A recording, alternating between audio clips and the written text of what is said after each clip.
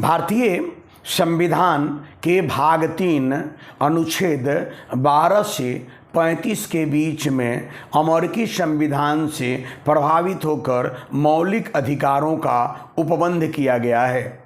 मूल संविधान में मौलिक अधिकार 7 प्रकार के थे, परंतु 44वें संविधान संशोधन 1978 के द्वारा एक संपत्ति का अधिकार जो मौलिक अधिकार के रूप में था, जो अनुच्छेद 19F तथा 31 के अंतर्गत उपबंधित था, उसको वैधानिक अधिकार के रूप में परिवर्तित कर दिया गया। तत्पश्चात भारतीय संविधान में 6 प्रकार के मौलिक अधिकार रह गए हैं। यह भारतीय संविधान में जो मौलिक अधिकार हैं, समानता का अधिकार, स्वतंत्रता का अधिकार, शोषण के विरुद्ध अधिकार, धार्मिक स्वतंत्रता का अधिकार, शिक्षा और संस्कृति का अधिकार तथा संवैधानिक उपचारों का अधिकार, इन अधिकारों को मौलिक अधिकार क्यों कहा जाता है, इसी प्रश्न पर मैं बात करने वाला हूँ।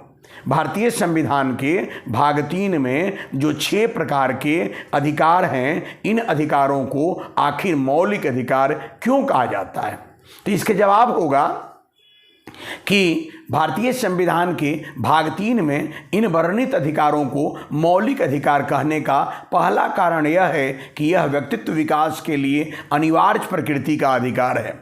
जैसे कि भोजन में कई अवयव या कंपोनेंट्स होते हैं, उसमें मोस्ट एसेंशियल जो है उसको फंडामेंटल कहा जाता है। ठीक इसी प्रकार अधिकार अनेकानेक प्रकार के हैं। वैधानिक अधिकार, मानवाधिकार अधिकार, संवैधानिक अधिकार, राजनीतिक प्रकृति के अधिकार, सामाजिक प्रकृति के अधिकार या मौलिक अधिकार। इनमें भारतीय संविधान में जो मौलिक अधिकार है वह बहुत ही अनिवार्य प्रकृति की है। इसके बगैर व्यक्ति के व्यक्तित्व का विकास नहीं हो सकता है। इन संदर्भ में इन्हें मौलिक कहा जा सकता है।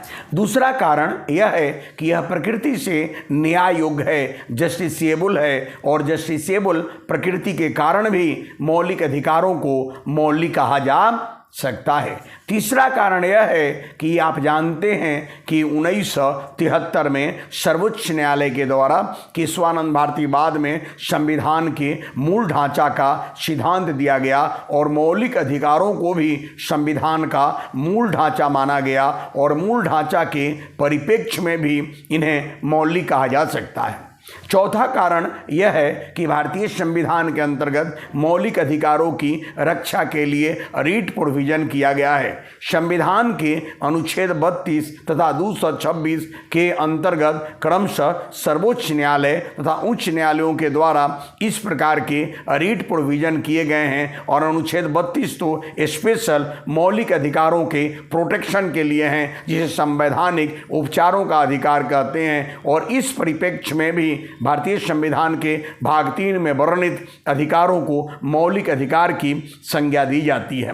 इतना ही नहीं, भारतीय संविधान के भाग 3 में वर्णित यह अधिकार नकारात्मक, निषेधात्मक प्रकृति के हैं जो प्रतिबंध लगाते हैं, और यह निषेधात्मक प्रकृति इसे मौलिकता की, विशिष्टता की श्रेणी में रखता है। इस परिप्रेक्ष्य में भी मौलिक है। और भारतीय संविधान के भाग 3 में इन अधिकारों को मौलिक अधिकार इसलिए कहा जाता है कि राजनीतिक लोकतंत्र की प्राप्ति हेतु यह अनिवार्य है और यह शासन व्यवस्था और लोगों के बीच महत्वपूर्ण पवित्र अवधारणा के रूप में स्वीकृत है और इसकी स्वीकृति इसे मौलिकता प्रदान करती है, अनिवार्यता प्रदान करती है। राजनीतिक लोकतंत्र की आधारभूत या मौलिक आवश्यकता या अधिकार इनको माना जाता है। और इन तमाम संदर्भ में यह कहा जा सकता है कि भारतीय संविधान के भाग 3 में 6 प्रकार के जो वर्णित अधिकार हैं, यह प्रकृति से, स्वरूप से, विशिष्टता से मौलिक प्रतीत होता है या इन्हें मौलिक कहा जा सकता है। और इन्हीं परिप्रेक्ष्य में इन्हें मौलिक अधिकारों की सूची या संज्ञा भी प्रदान की गई है।